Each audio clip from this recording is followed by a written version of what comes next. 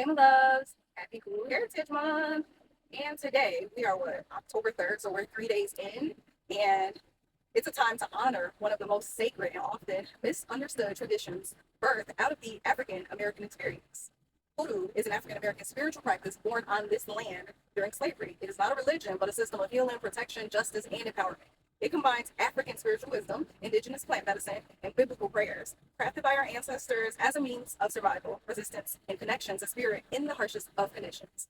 It is the medicine of the enslaved, the wisdom of the oppressed, the prayers of people who refused to be broken. Voodoo is jars of water placed in windows to ward off evil roots, carried for luck and protection, a Bible open to Psalms, a candle lit for justice, and dreams interpreted as spirit's guidance. Hoodoo heritage matters because for way too long, hoodoo has been misunderstood or appropriated.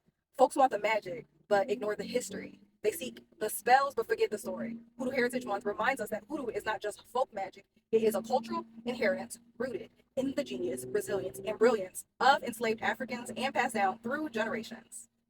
One of the most important areas of hoodoo, especially in this climate we're in now, is court case work. Since slavery, Jim Crow and beyond Black people have often faced unfair legal systems stacked against them.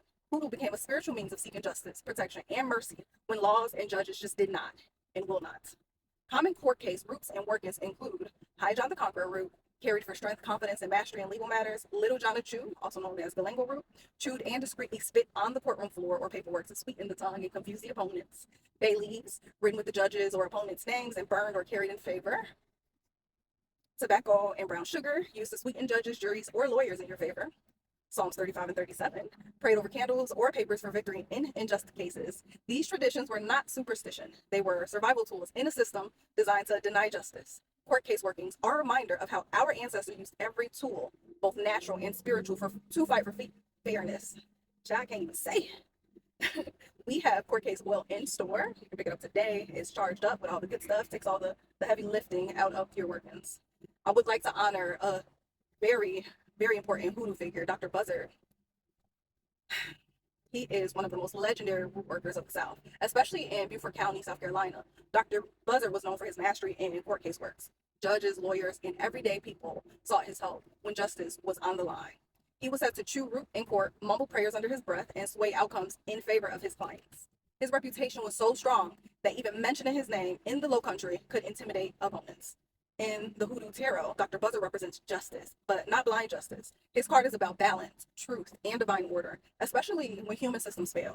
He embodies the spirit of fighting for fairness when the odds are stacked against you.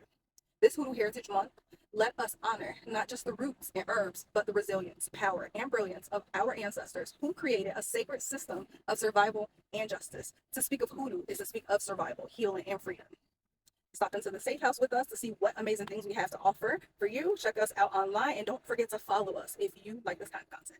With love from the Safe House, we love you.